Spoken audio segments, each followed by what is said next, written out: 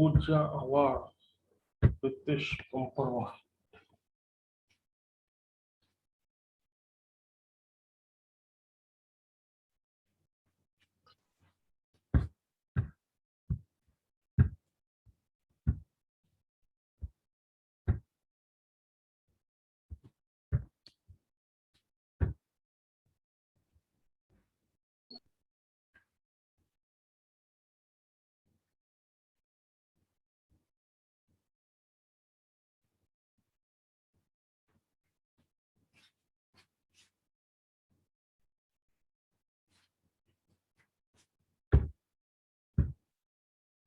नौकरी बाबा चलो जल्दी पास पास से good morning good morning good morning all students. चलो रिजल्ट करिए Shobhan Alka. Good morning all students.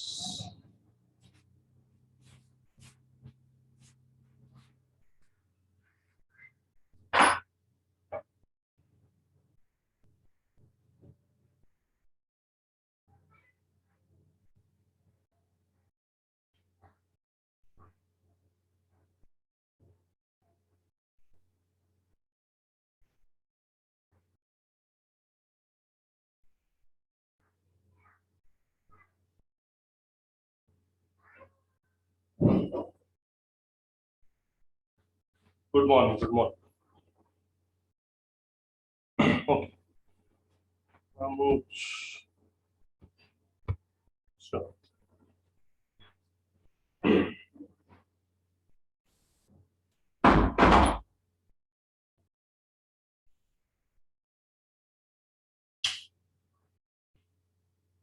So good morning to all students. Let us continue our lecture. कल का जो लेक्चर था उसके आगे जाएंगे हम।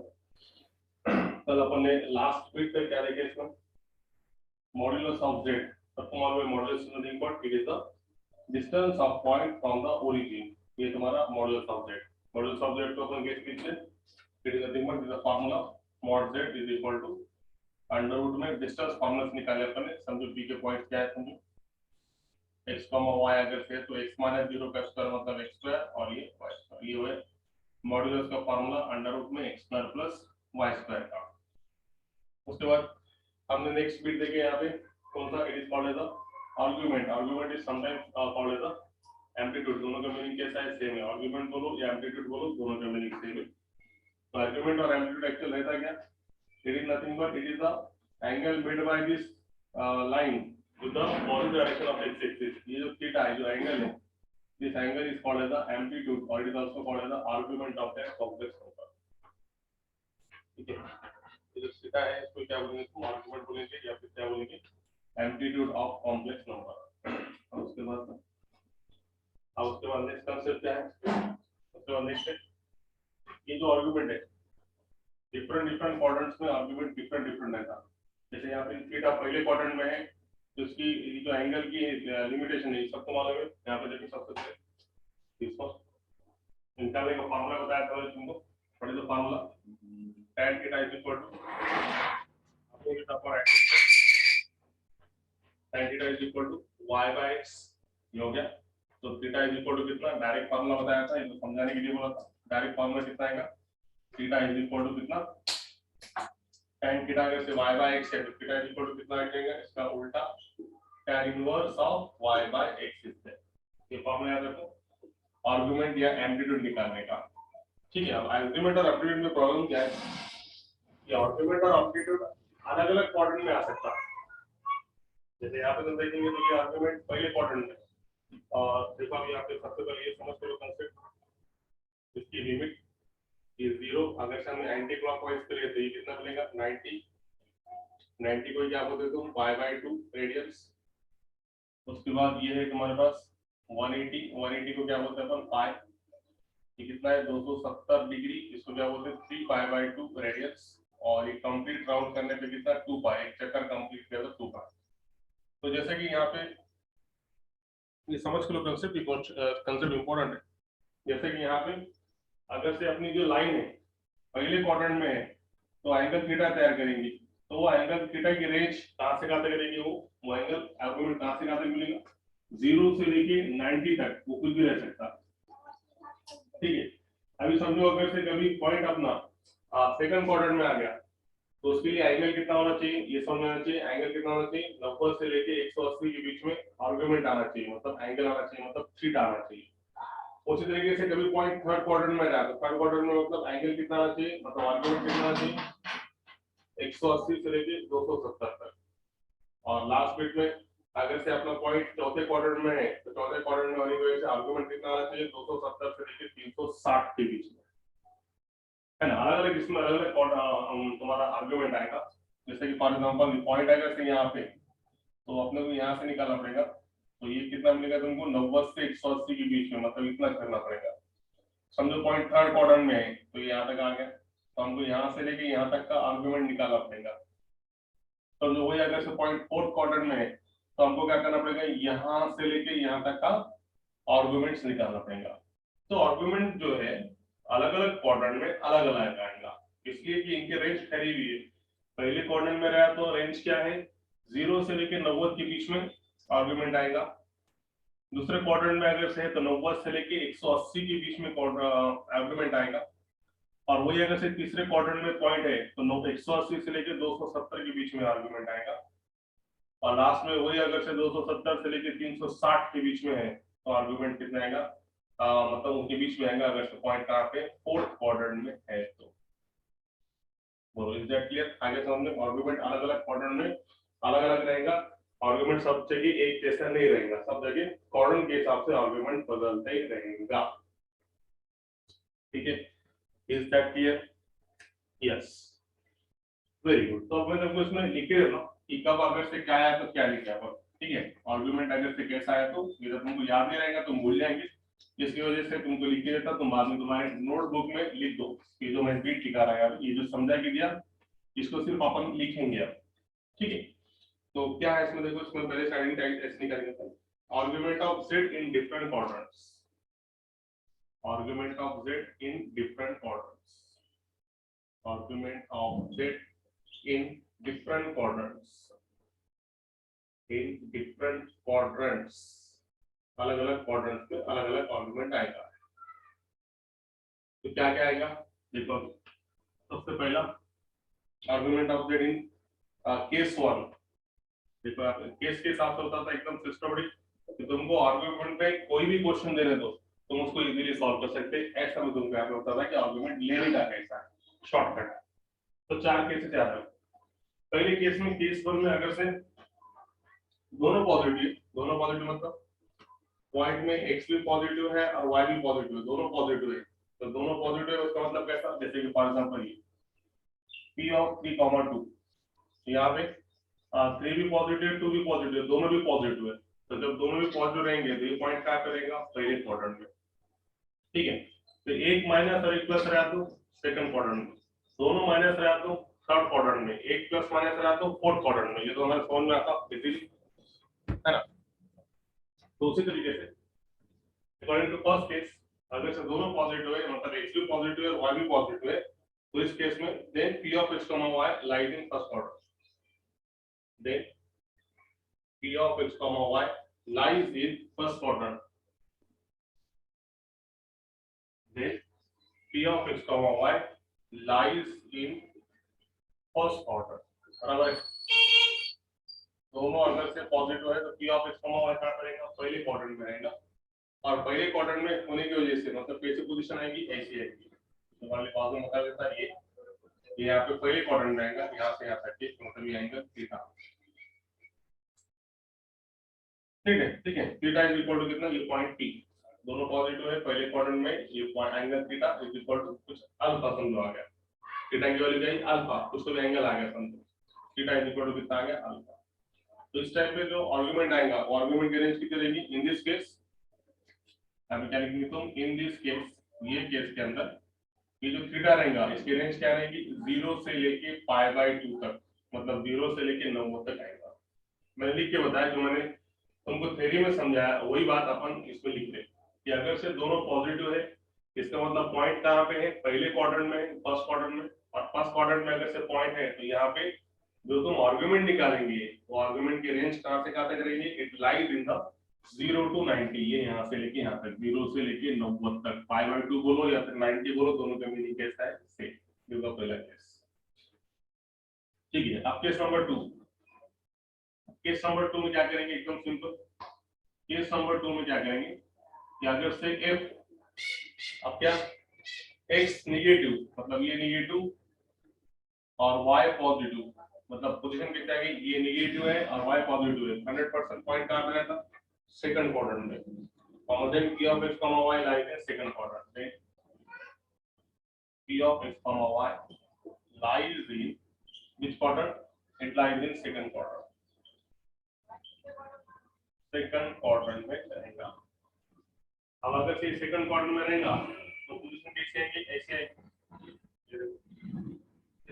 यस, पॉइंट p यहां पर, पॉइंट कितना, p of x, y, ठीक है, p of x, y point इतना रहेगा, तो एंगल इसमें इन दिस केस एंगल कहां से कहां तक रहेगा, फिर 90 से लेके 180 के बीच में, 90 से लेके 180 के बीच में तुम रख लिखेंगे। इन दिस केस यहां लिखेंगे जगह नहीं, इन दिस केस क्या कैसे तुमको आर्गुमेंट निकालने का है, तो आर्गुमेंट कैसे निकालेंगे, theta lies between 0 to π, theta lies between 90 to π, या फिर 90 to π को जगह एक अच्छा वर्ड है। इस केस में कैसे तुमको थीटा निकालने का है, तो थीटा इज इक्वल टू कितना, दैट इज, इसका मतलब क्या है, थीटा इज इक्वल टू कितना, पाई माइनस अल्फा। यहाँ पे अगर से ये एंगल अगर से कितना है, it is nothing but pi minus alpha. Theta is equal to कितना मिलेगा, पाई माइनस अल्फा। देखो नहीं समझाऊंगा तो फिर से कर देता, ये जो बता रहा मैं, पाई माइनस अल्फा किस लिए, तो देखो यहाँ से यहाँ तक पूरा कितना 180, और अपना पॉइंट यहाँ पे आ गया, मतलब 180 में से सिर्फ क्या करेंगे, ये पूरा 180 का है, 180 में से सिर्फ इतना जो एंगल है, ये एंगल इतना क्या करेंगे, माइनस करेंगे, तो ऑटोमेटिकली अपने को क्या मिलेगा, ये रिमेनिंग एंगल मिलेगा। क्या रखो, एकदम सिंपल, पाई माइनस अल्फा करेंगे तो तुमको क्या मिलेगा, argument theta is equal to pi minus alpha. बजाय 90 से 180 के बीच में निकालने के हम क्या करेंगे, इसकी रेंज आपको मालूम है, 0 से लेके कितना, ये पूरा कितना रहता है 180, तो 180 में से इतना पूरा एंगल माइनस करो जितना उसने कवर करा, तो ऑटोमेटिकली तुमको जो रिमेनिंग एंगल है वो मिल जाएगा। तो थीटा इज इक्वल टू कितना, सेकंड क्वाड्रेंट में कैसे निकालेंगे argument, theta is equal to pi minus alpha. तो आएगा समझ में, यहां से यहां तक की रेंज कितनी, 180, 180 में से जितना एंगल उसने कवर करा उतना एंगल माइनस कर दो, तो तुमको रिमेनिंग एंगल मिल जाएगा। मतलब कैसा, देखो फॉर एग्जांपल समझो कभी ऐसा आ गया, कैसा यहाँ पे, और इसने एंगल करा यहाँ से लेके 120 तक, तो हम 120 से निकालते इसमें, अपन अपने को रेंज मालूम है, अपन क्या करते, अब इसमें तुमको एंगल निकालेगा कितना है, रिमेनिंग एंगल है ना, तो 120 से निकालता, अपन क्या करते, 180 में से 120 माइनस करते, तो ये रिमेनिंग एंगल तुमको मिल जाता है। उसी तरीके से अगर से सेकंड क्वाड्रेंट में अगर से है, तो एंगल निकालने के लिए क्या शॉर्टकट है, थीटा इज इक्वल टू कितना, पाई माइनस अल्फा। इसका मतलब क्या है, थीटा कहां पे रहता, सेकंड क्वाड्रेंट में, π/2 से पाई के बीच में। क्या समझ में, बोल दैट क्लियर, केस टू समझना है। तो आर्गुमेंट अगर से पॉइंट अगर से सेकंड क्वाड्रेंट में है, तो आर्गुमेंट कैसे निकालेंगे, पाई माइनस अल्फा करके। बोलो इज दैट क्लियर, आई बात ये समझ में, यस वेरी गुड। और कोई, yes tell me now, yes ठीक है, ये होगा केस 2। उसके बाद में केस 3। अब केस 3 में क्या है, देखो केस 3 यही लेंगे अपन। अब केस 3 में क्या है, दोनों नेगेटिव है ना, दोनों नेगेटिव मतलब x भी नेगेटिव है और y भी नेगेटिव है। इस टाइप पे पॉइंट कहां पे रहेगा, it lies in which quadrant, in third quadrant. Third quadrant में है तो वो पॉइंट कहां पे रहेगा, यहाँ पे है ना, इसकी पोजीशन चेंज कर देंगे, यहाँ पे रहेगा, it lies in third quadrant मतलब यहाँ पे। और इसका एंगल देखें तो कितना रहना चाहिए, पाई से लेके 3π/2 तक, मतलब 180 से 270। तो अपन इसको कैसे निकालेंगे, देखो एकदम सिंपल, यहाँ से यहाँ तक का अपने को एंगल निकालने का है, तो सिंपली क्या करेंगे, देखो यहाँ से लेके यहाँ तक कितना पाई, और इसके आगे कितना, ये जो भी रहेगा एंगल अल्फा, तो pi plus alpha. Third quadrant में अगर से है तो in this case theta lies between pi to 3π/2। थीटा क्या पे रहता, थर्ड क्वाड्रेंट में रहने की वजह से 180 से 270 के बीच में रहेगा। और निकालने का अगर से है तो कैसे निकालेंगे, theta is equal to simply यहाँ से यहाँ तक के पाई और ये पाई प्लस अल्फा। शॉर्ट में एकदम थीटा इज इक्वल टू कैसे निकालेंगे, पाई प्लस अल्फा।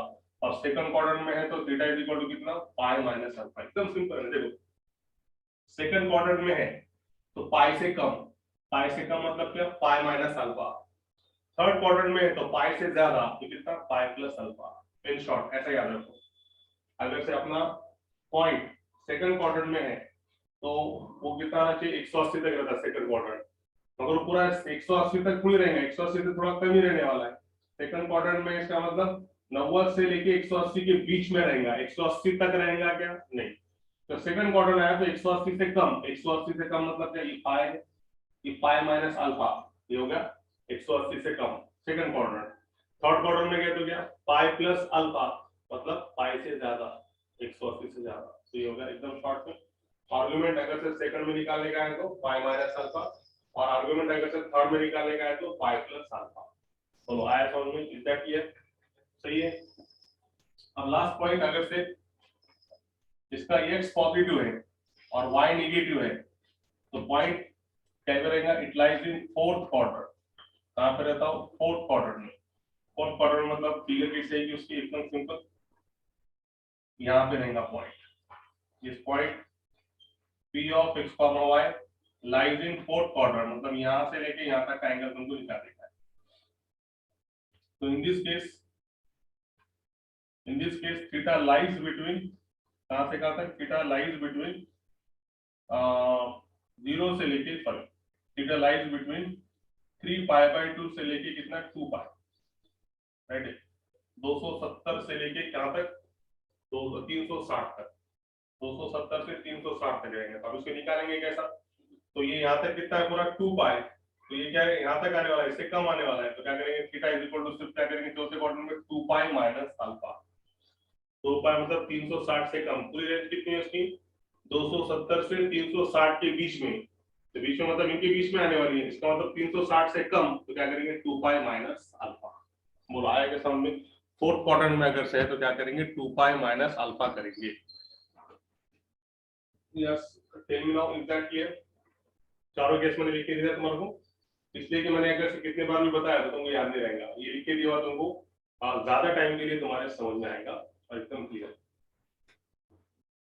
ओके, तो इन शॉर्ट में आगे की कोई जरूरत नहीं है। देखो अब इन शॉर्ट में मैं तुमको बताता हूँ कि एक्चुअल क्या है। तो एक्चुअल यहाँ पे क्या कंडीशंस आए, देखो यहाँ पे सबसे पहले केस 1 में दोनों पॉजिटिव हैं तो थीटा के टाइम में रहना चाहिए 0 से लेके 90 के बीच में आना चाहिए, पहली केस, बस इतना ही।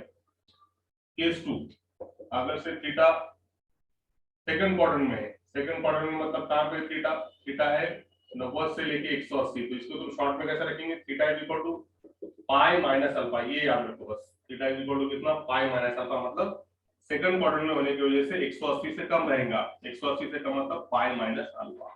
ठीक है, और कुछ प्रॉब्लम, ये अनुज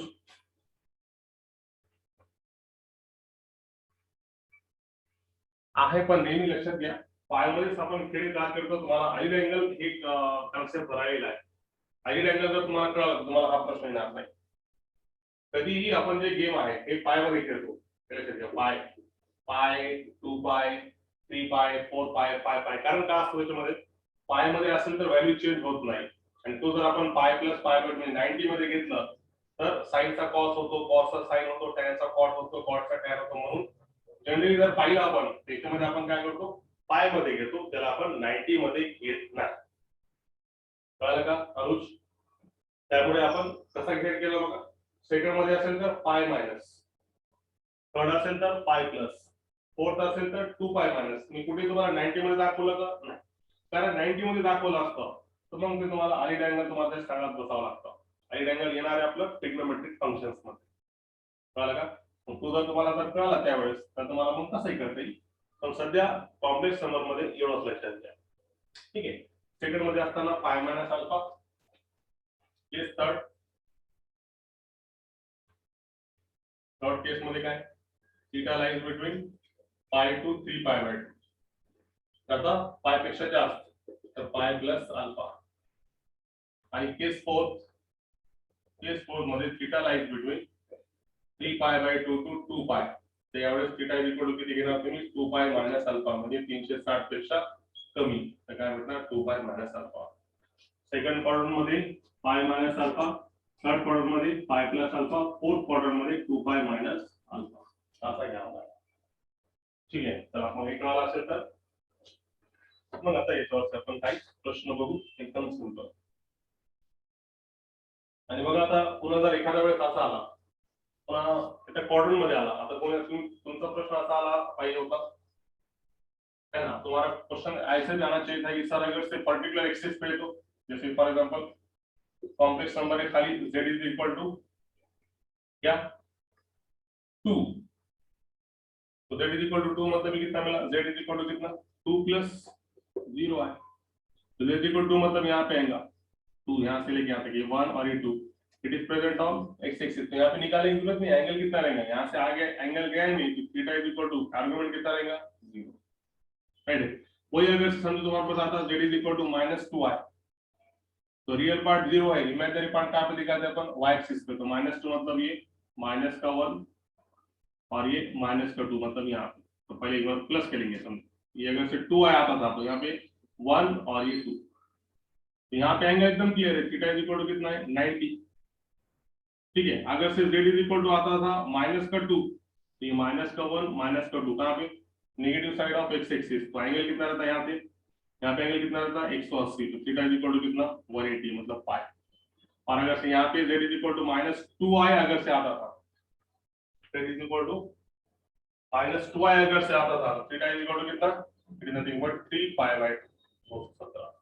आया समझ में क्या बता रहा हूँ यहाँ पे, ये भी समझा क्या अभी लास्ट में जो मैंने बताया यहाँ पे, ये क्या कंडीशन है, ये पर्टिकुलर क्वाड्रेंट में है, पहले क्वाड्रेंट में अलग, सेकंड में अलग, थर्ड में अलग और फोर्थ में अलग. अब वही अगर से पॉइंट पर्टिकुलर एक्सिस पे आया, जैसे कि z is equal to 2a खाली, तो 2 कहां पे, it is present on x axis, मतलब ये आगे गया नहीं, थीटा कितना मिला 0.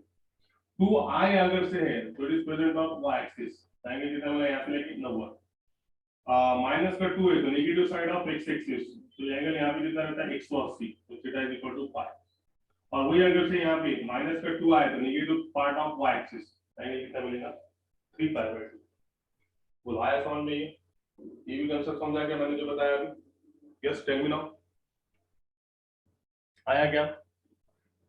यस यस, सगळ्यांनी सांगताला पाहिजे, मेसेज सगळ्यांचा आला पाहिजे, तर लक्षात येईल माझं, प्रत्येकाला कळायला म्हणून. व्हेरी गुड, छान, सही, व्हेरी गुड, नाईस.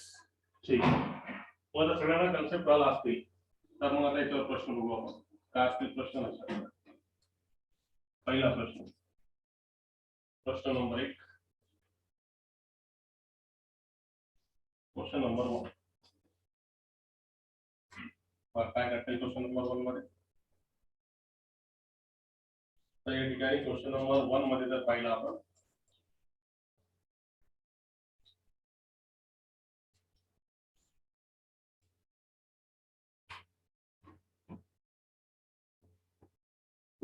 आता 1.3 ला स्टार्ट करो अपन. एक्सरसाइज 1.3 में से पहला क्वेश्चन नंबर 3 हो गया, याद है. क्वेश्चन नंबर 3 में क्या था, आर्गन्स डायग्राम, वो तो हो गया क्वेश्चन नंबर 3. अब क्वेश्चन नंबर 1 से स्टार्ट करेंगे. क्वेश्चन है find the modulus and amplitude. Exercise 1.3, question number 1, find the modulus and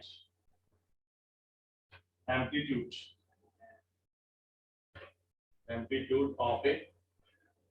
of the following complex number, of the following complex number.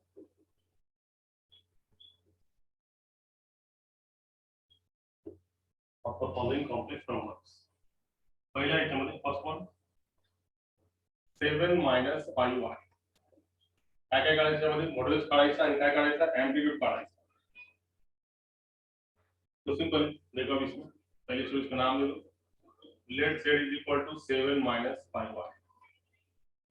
ठीक है, तो ये z is equal to -7 minus 5 है, तो यहाँ पे तुमको मालूम हो गया कि कॉम्प्लेक्स नंबर में यहाँ पे x इज इक्वल टू कितना है 7 है, और y इज इक्वल टू कितना है -5 है ना. इससे कंपेयर करेंगे ना तुम, इसको तुम कंपेयर करेगा से x प्लस iy से, ये भी कॉम्प्लेक्स नंबर है, ये भी कॉम्प्लेक्स नंबर है, कंपेयर करेंगे तो x इज इक्वल टू 7 और y इज इक्वल टू कितना -5, तो मैंने डाल दिया.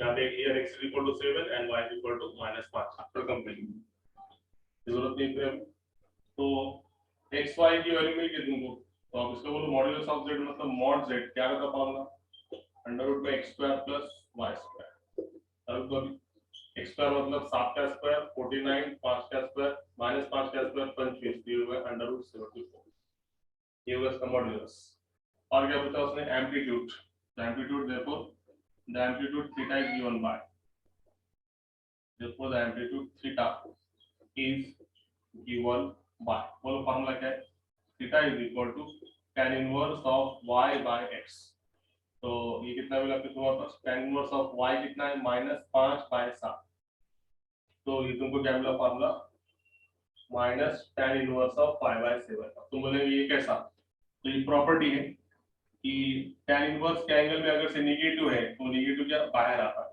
तो तुम्हारे लिख देता है यहाँ पे since tan inverse of minus theta is equal to minus tan inverse of theta tan की इनवर्स में अगर से नेगेटिव एंगल है तो माइनस क्या आता बाहर आता अब इसको तुम फर्दर नहीं सॉल्व कर सकते तो ये लास्ट आंसर है थीटा इज इक्वल टू इतना आया therefore modulus is equal to under root 74 और आर्गुमेंट या फिर amplitude is equal to minus of tan inverse of 5/7 और वाया समझ में yes tell me now is that clear वो नीचे लिखा होता था ये ऐसे लिखा है therefore modulus is equal to under root 74 और आर्गुमेंट इज इक्वल टू कितना आ गया minus tan inverse of 5/7 clear अब इसी प्रकार के बाकी क्वेश्चंस करेंगे अपन सॉल्व देखो one by one how to solve it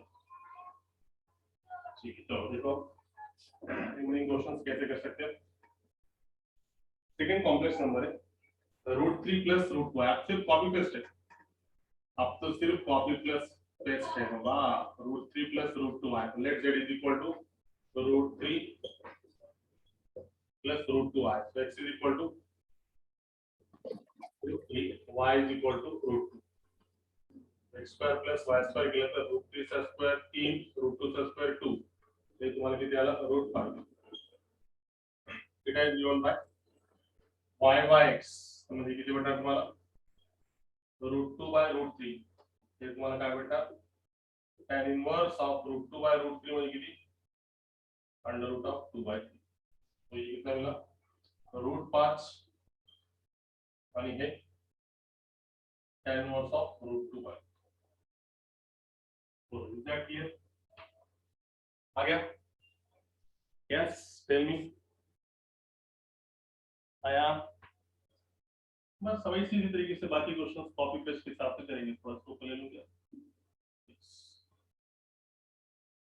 so very simple question is that कुछ प्रॉब्लम है इसमें एकदम सिंपल ये होगा दूसरा क्वेश्चन तीसरा क्वेश्चन देखो तुम कैसे कर सकते -8 प्लस 59 तो let z is equal to -8 plus 59 तो बोलो here x is equal to -8 y is equal to 15 हाँ फॉर्मूला सेम है तो मॉडुलस ऑफ दैट कितना -8 का स्क्वायर 64 ये 225 कितना मिला बोलो 5 और 4 9 6 और 2 8 और ये तो 289 में 17 8 है तुम्हारा अंडर रूट 289 की डिवाइड तो इट इज इक्वल 70 अब ये 17 आ गया तो इसका एम्पलीट्यूड निकालेंगे theta tan inverse of y by x करके और ये यहां पे थोड़ा थोड़ा नहीं कोई भी नहीं सिंपल है tan इनवर्स ऑफ कितना है y कितना है 15 और ये कितना है -8 तो कितना मिला है tan इनवर्स ऑफ -15/8 तो -15 मतलब माइनस बाहर आ जाएगा और यहाँ पे क्या मिलेगा 15/8 so it is nothing but 70 argument theta is nothing but tan inverse of 15 minus tan inverse of 15/8 clear Alexa yes tell me now is that clear आया क्या बोलो जल्दी यस वेरी गुड बहुत सिंपल है अब ऐसे टोटल इसमें 10 question तुमको दिए वाले तो 10 में से अब देखो next question -3 minus i minus of 3 minus i ऐसा है ना नहीं ऐसे नहीं -3 बाहर है और 1 माइनस i अंदर चौथा क्वेश्चन। ठीक है, हाँ बराबर है। क्या करेंगे इसका अपन, let set is equal to -3 plus i, multiply करो ना, -3 minus minus become plus i, so ये x इज इक्वल टू -3 और y is equal to i का कोएफिशिएंट बिटवीन मतलब कितना है, 1 है। स्क्वायरिंग करो, -3 का स्क्वायर 9, 1 का स्क्वायर 1, ये आ गया √10, ये कितना आ गया, √10। Theta is given by tan inverse of y by x, y कितना है 1 बाय -3, तो ये कितना मिला, सेम 1/3 माइनस बाहर आ गया 1/3, तो मॉड्यूलस इज इक्वल टू √10 और argument is equal to -tan inverse of 1/3। तो रिसेट किया आगे तो समझ में, यस और नॉट, क्या तो विधान में कॉपी पेस्ट तो सिर्फ है ना, ओनली यूट्यूब में कॉपी पेस्ट है। कोई गलती होगी क्या, हाँ तो ये गलती क्या होगी, देखो -3 प्लस का 3 आए, राइट है, माइनस का 3 प्लस का 3 आए, दाहिने में ट्विस्ट y इज इक्वल टू 3, तो कितना मिलेगा ये, 3 का स्क्वायर 9, 9 का स्क्वायर 9 और 9 18,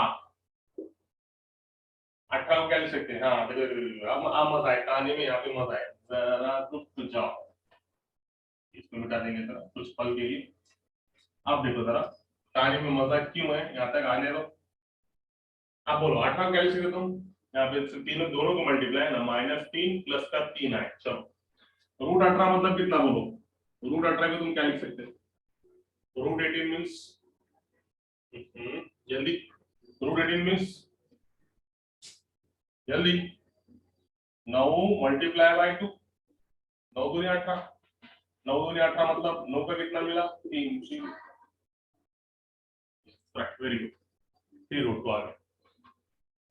अब tan inverse of y by x है, अब मेरे को बोलो y कितना है तुम्हारे पास, what is your y 3, what is your x 3 और -3, तो कितना मिला बोलो, देखो जरा कहानी में कैसा ट्विस्ट आ गया, tan इनवर्स ऑफ -1, जल्दी आप लोग tan इनवर्स ऑफ -1 आ गया, तो tan इनवर्स ऑफ -1 मतलब ये प्रॉपर्टी के हिसाब से माइनस क्या आ जाएगा, बाहर आ जाएगा, right, having the property this minus come outside the brackets, so it becomes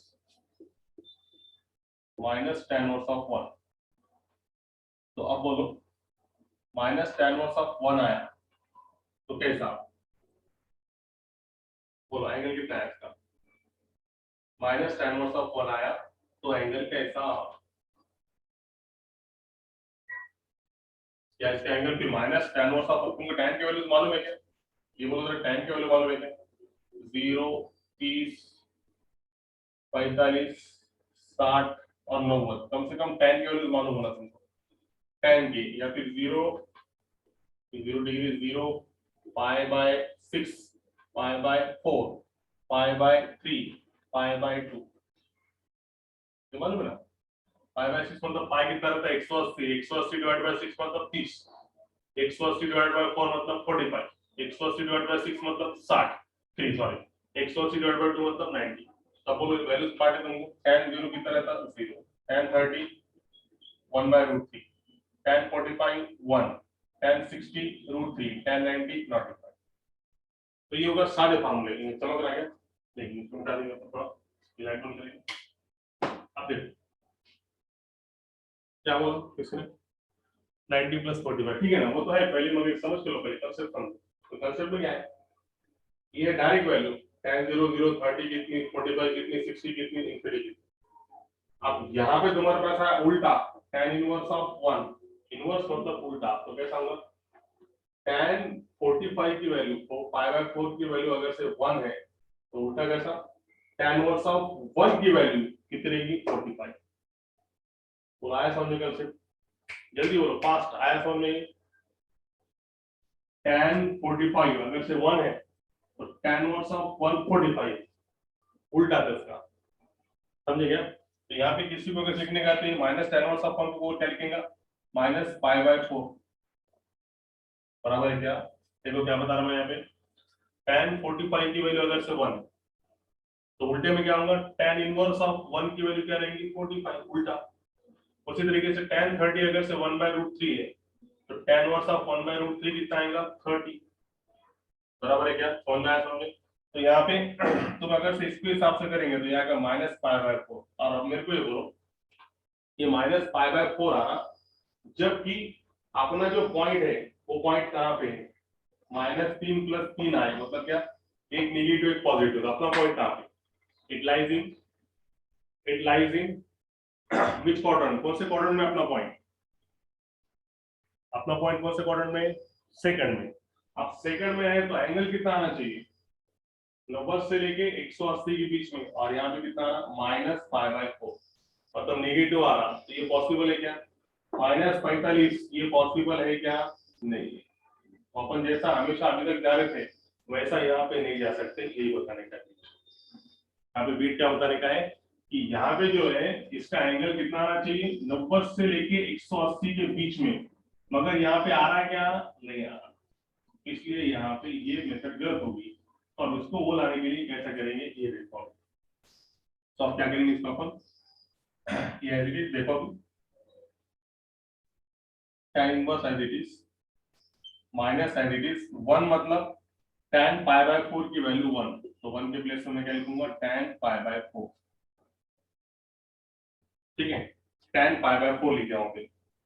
tan π/4 लिखने के बाद अब क्या करेंगे, यहाँ पे अगर मेरे को एंगल मिल गया π/4, तो इसको कैसे लिखूंगा मैं, सेकंड क्वाड्रेंट लिखने का है, तो कैसे लिखूंगा इसको, -tan π/4 की जगह पे tan π - π/4, पाई माइनस थीटा, ये थीटा कितना मिला, π/4, तो 180 में से इतना एंगल क्या करेंगे अपन, माइनस करेंगे, 180 - π/4, जो तुम्हारा दिस पर, तो ये tan इनवर्स और tan का जो रहेगा इनवर्स, और ये एक दूसरे को हमेशा कैंसिल करते, इसको सॉल्व करो, 4 पाई में से 1 पाई गया तो कितना आ गया, 3π/4, ये दिख रहा है यहाँ पे देखो, tan इनवर्स tan कैंसिल, तो यहाँ पे बचा पाई माइनस π/4, तो 4 पाई में से 1 पाई गया तो कितना मिला, 3π/4, और 3π/4 क्या क्या वैल्यू देखेंगे, 3π/4 मतलब कितना, 45, 45 मल्टीप्लाई बाय 3 करेंगे तो 135, और 135 बराबर है, तो पॉइंट कहाँ पे, सेकंड में, एंगल कितना आना चाहिए, 90 से लेके 180 के बीच में, और अपने यहाँ पे कितना आ रहा, 135, मतलब ये सही है,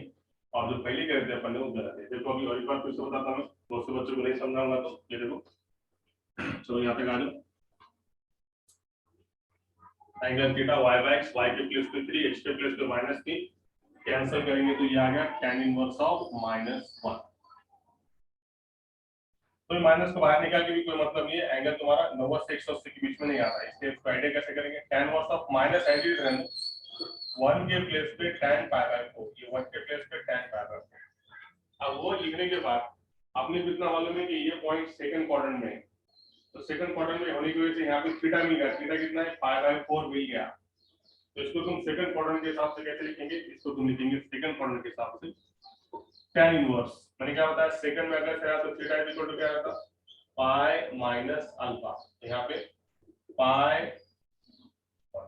माइनस tan बराबर मिल जाएगा तो क्या, tan पाई माइनस अल्फा, अल्फा मुझे यहाँ पे कितना है, π/4, ये ऐसा लिखेंगे इसको, ऐसा में tan ऑफ pi minus alpha according to second quadrant, ऐसा करने से tan इनवर्स tan कैंसिल, यहाँ पे क्या बचा, पाई माइनस π/4, क्रॉस करो, 4 पाई में से 1 पाई गया, 3π/4, और 3π/4 मतलब कितना, 3 मल्टीप्लाई बाय 45, 3 मल्टीप्लाई बाय 45 मतलब कितना, 135, 135 मतलब ये एंगल बराबर है, तो पॉइंट कहाँ पे रहता, सेकंड क्वाड्रेंट में। बोलो इज दैट क्लियर, आया समझ में कैसे निकालेंगे अगर सेकंड क्वाड्रेंट में आया तो, समझा क्या, समझा, पॉइंट अभी टाइम है क्या, नहीं टाइम खत्म होगा, कोई बात नहीं, और कल इसको और प्रेजेंट हो, अभी अभी से भी कम टाइम रह गया, कल इसको हम कंटिन्यू करेंगे, कल और अच्छे समझ में आएगा, जो भी डिफिकल्टी है कैन बी राइट